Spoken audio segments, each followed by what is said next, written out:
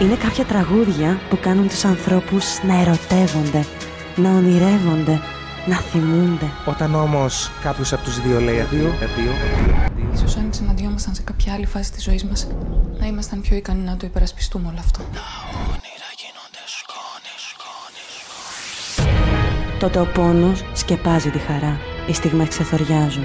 Και αυτό που μένει είναι το αντίο. Όμως ο χρόνος γιατρεύει, ώσπου το αντίο γίνεται ανάμνηση. Και εσύ ξανά ερωτεύεσαι. Ξανά ονειρεύεσαι. Ξανά χαμογελάς. Ξανά αγαπάς. Ξανά ερωτεύεσαι. Ξανά ονειρεύεσαι. Ξανά χαμογελάς. Ξανά αγαπάς. Η πιο ερωτική εκπομπή στο Σύνορα FM επιστρέφει ξανά στον αέρα της πόλης. Κυριακή 6 Οκτωβρίου στις 9 το βράδυ στον Σύνορα FM μιλάμε ερωτικά.